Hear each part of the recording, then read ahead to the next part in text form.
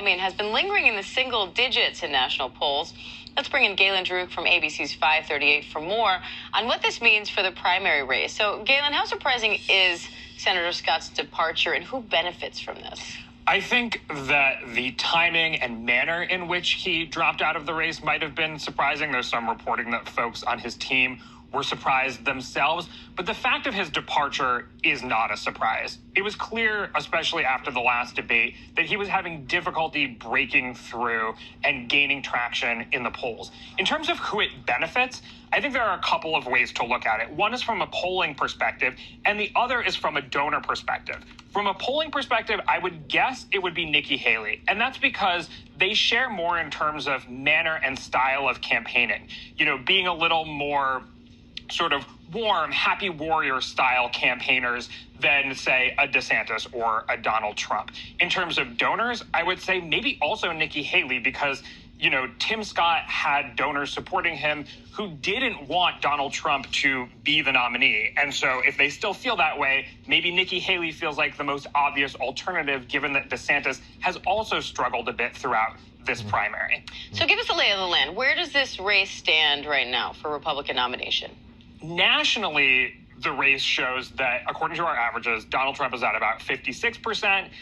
Then second is DeSantis at 14%. After that, Haley at about 9%. Then Ramaswamy at 5%. Of course, this is not a national election, though. This goes state by state. And so if you look in Iowa, for example, you'll see that Trump doesn't actually break the 50% threshold, and that DeSantis and Haley are doing okay. I mean, DeSantis is in the teens. Haley does better in Iowa. She does better in New Hampshire and South Carolina than she does nationally. I would say Tim Scott actually has about 7% support in Iowa. So where does that support? So even if nationally he's at like 2%, where does his support in the early states like Iowa and South Carolina go? And that's where it could make the difference for Nikki Haley potentially. All right. So what are you watching for ahead of the next debate? And do you think we could see more candidates start to drop out? I absolutely think we could. So the next debate, there's a polling threshold of 6%. You got to get two polls nationally that show you at 6%, or two different polls in early states that show you at 6%. There are candidates out there right now who would have a difficult time making that. Doug Burgum obviously is one of them, didn't make the last debate. I think Chris Christie could be another one. And look, the deal right now is that the people who are running for president pretty explicitly, on the Republican side, pretty explicitly don't think Trump should be the nominee. Otherwise, why run? There's a lot of support for Trump. You know, he has a lot of support in the polls.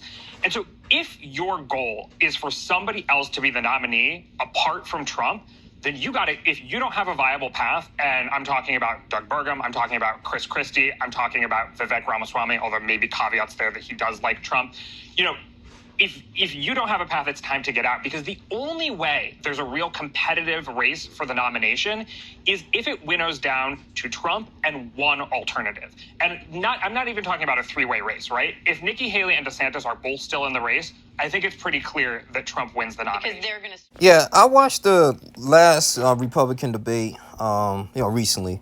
And, Tim Scott, like I said, you had Nikki Haley, Vivek Ramaswamy. He had some good points. But with Tim Scott, he has some Christian values. He was a senator for South Carolina. He's been there since 2013. And, he served in city council since the 90s, in 95. So, he has some experience and everything, too. So, it seemed like he meant well, but it was just an anticlimactic end for him. It looked good on paper. I said the good thing is, he had a lot of support financially. I mean, he had like $22 million stocked away from his Senate campaigns that he could use for the presidential race. He actually won some favor from the pro-Trump side and the anti-Trump side. And they said it was much higher, 41% share who had an unfavorable review of 12%. The fact that the other half didn't have an opinion of him indicated he had room to grow. I mean, yeah, because, during that debate, too, they was talking about, it's just mainly like, okay, inflation, your stance on the war in Ukraine and in Israel, how you going to do that, this gas prices, lowering the gas prices, things of that nature, emissions, are you part of the Green New Deal, stance on abortion. I mean, just pretty much the stuff that, we kind of want to addressed in so many ways, man. You know, because I know in this country, like, inflation is ridiculous. I talked to my neighbors about this. Like, you have like 7 items. It depends what you get, but on estimate 7 to 8, 9 items. Walmart or whatever, or any convenience store, it's damn near $100. Like, groceries is extremely expensive. The cost of living constantly goes up. I mean, at rent, it goes up for no reason, right?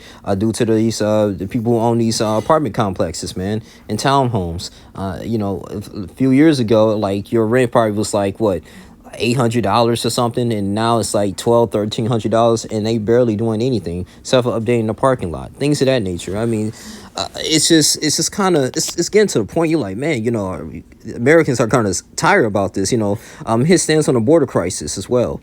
So I mean, with Tim Scott, man, I mean, I think it was a good run. It was a good run. I think Chris Christie probably might be next.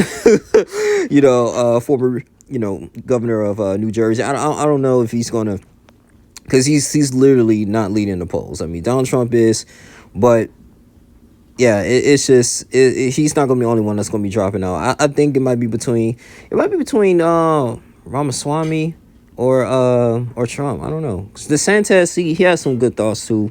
I'm talking about banning TikTok and things of that nature too, because of the China spyware.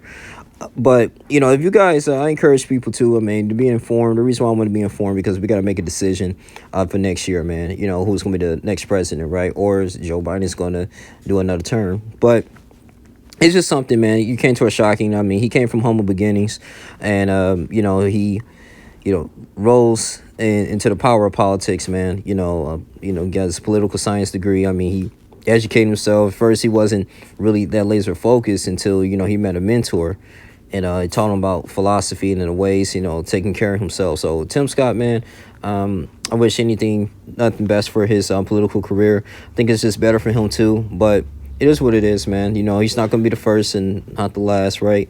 Just to go ahead and suspend his campaign. What you got to do what's best for you, right? So that's pretty much all I have to say. I'm going to continue to follow him too, but that's just like my thoughts on that.